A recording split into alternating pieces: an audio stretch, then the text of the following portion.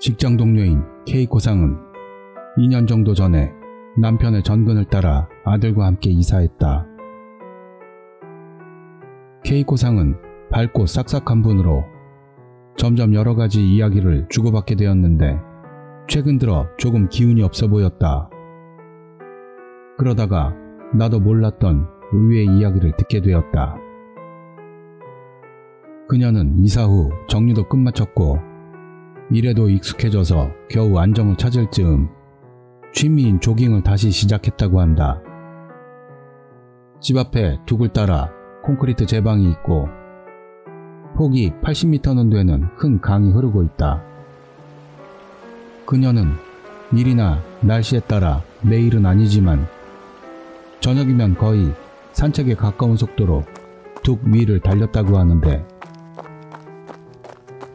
그러다 보니 이야기를 나눈 적은 없었지만 여러 명의 익숙한 얼굴들을 만났다고 한다. 그 중에 항상 둑 위의 아스팔트에 앉아 강을 바라보던 할아버지가 있었고 항상 그 할아버지에게 눈길이 머물렀다고 한다. 그 표정이 너무 쓸쓸해 보였고 뭐라고 해야 하나 낯빛이 온통 검붉어서 조금 기분이 나빴기 때문이라고 말했다. 그리고 손자 같은 남자가 모시러 와서 부축해서 천천히 돌아갔다고 했다. 그렇게 계절도 바뀌던 어느 날 다른 현에서 친구가 놀러와서 그녀는 강에 인접한 유명한 관광지 안의 레스토랑에 친구를 데리고 갔다. 다리를 건너야만 그곳에 갈 수가 있어서 차로 멀리 돌아서 레스토랑을 향했다. 레스토랑에 들어가니 마침 창가 자리가 비어있어 K코상과 친구는 강이 내려다 보이는 그 자리에 앉았다. 그곳은 조금 앞에 바닥이 움푹 들어가 있어서 커다란 폭포수처럼 돼 있었다. 그래서 나뭇가지나 잎들 같은 강의 표류물들이 모여 때때로 그것들이 소용돌이 치고 있었다고 한다. 요리가 나오고 K코상과 친구는 그것을 먹으면서 근황을 이야기하거나 공통된 화제 등으로 시간을 보냈다. 그리고 디저트가 나왔을 때쯤 K코상이 문득 창밖을 바라보니 노인이 낚시를 하고 있는 것이 보였다고 한다. 침전물이 많아서 고기가 잘 잡힐지도 모르겠다고 생각한 K코상은 그 노인을 지켜봤는데 아무리 봐도 항상 둑에 걸터 앉아있던 그 할아버지하고 똑 닮아서 자세히 보게 되었다고 한다. 최근에는 둑에서 할아버지를 본 적이 없어서 어쩌면 알아놓은 게 아닌가 걱정하고 있었다. 그런데 설마 이런 먼 곳까지 와서 낚시를 할 만큼 건강해졌다는 것에 놀랐다. 그럴 때 할아버지의 낚싯대가 출렁이더니 뭔가 걸린 것처럼 휘었다고 한다. K코상은 자기도 모르게 "아, 잡혔다" 라고 말하고 친구도 따라서 밖을 본다. "뭐? 응? 뭐? 어디? 어디?" K코상이 "저기서 낚시하고 있는 할아버지 아는 사람이야" 라고 말하자 친구가 다시 밖을 내다보더니 "그런 사람 없는데?" 라고 했다고 한다. K코상도 다시 그곳을 바라보았지만 할아버지는커녕 아무도 없었다고 한다. 다음날 그 장소에서 익사체가 발견되었다는 이야기. 경찰서와 소방서에서 많은 분들이 나와 익사체를 건져 올렸다고 한다.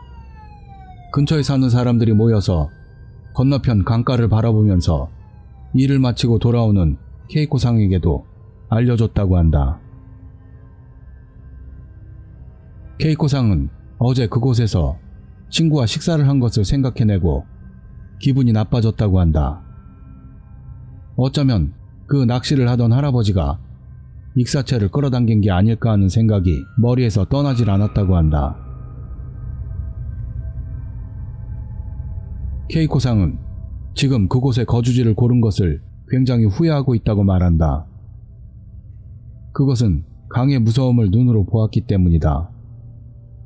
이사를 하고 처음으로 전혀 이유도 몰랐었지만 보고 듣고 하는 사이 이윽고 알게 된 것이다.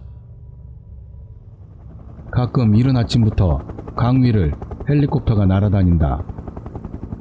그것은 전날 밤 상류 쪽 다리에서 뛰어내리거나 사고를 당한 사람이 있다는 의미인 것이다. 북에서 남으로 흐르는 강은 케이코상의 집 500m 정도 앞에서 서쪽에서 흘러들어오는 강과 합류한다. 그럼 강의 폭도 계속 넓어지고 깊이도 깊어진다.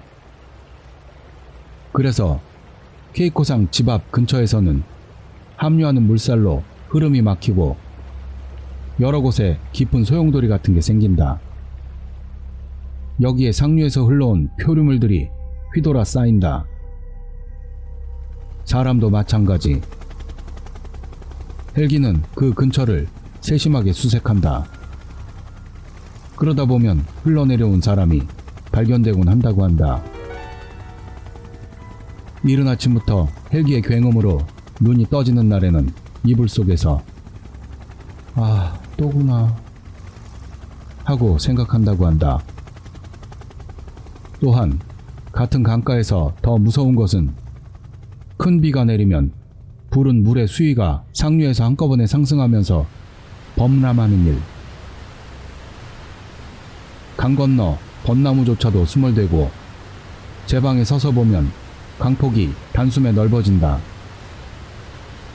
그리고 강 중앙이 출렁거리며 올라와 금방이라도 넘쳐날 것 같은 기세로 빠르게 흘러서 공포를 느낀 적도 많았다고 한다.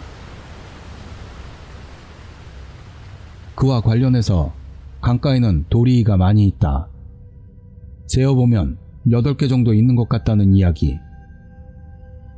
도리이 안쪽으로는 크고 작은 사당이 있어 세심하게 관리되고 있다고.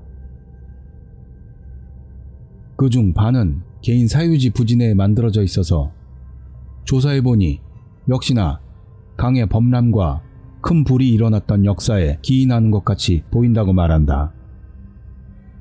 그 후 잘 만든 제방이 서고 지금에 이르러는 수위가 아무리 올라도 강이 범람하는 일은 없게 되었다고 한다. 케이코상 집 강 건너는 벚꽃으로 인해 전국적으로 상당히 유명한 관광지이다. 그래서 그 계절에는 너무나 멋진 절경을 바라볼 수가 있었다. 케이코상도 거기에 매료되어 거처를 정했지만 벚꽃의 아름다움과는 대조적으로 강은 생명을 집어삼켜버린다. 그리고 아무도 모르는 익사체 같은 것은 누구도 찾지를 않기 때문에 오랜 시간 소용돌이 속에 갇혀서 그대로 형체가 망가져 발견되었을 때에는 성별조차 가늠할 수 없는 경우도 있다고 한다. 그런 익사체는 신분도 판명이 어렵고 무연고로 분류되어 버린다는 말이다. 그곳에 사는 사람들은 벚나무를 굉장히 소중하게 생각한다. 그래서 강의 어두운 부분의 이야기들은 무의식적으로 피하고 있는지도 모른다. 그곳은 익사체가 흘러 멈추는 곳. 아침에 케이코상은 출근하려고 현관을 나선다. 싫어도 강 건너가 보인다.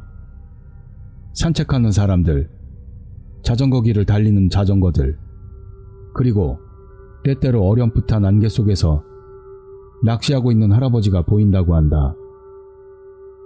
어쩌면 케이코상에게만 보이는 것일지도 모른다는 것.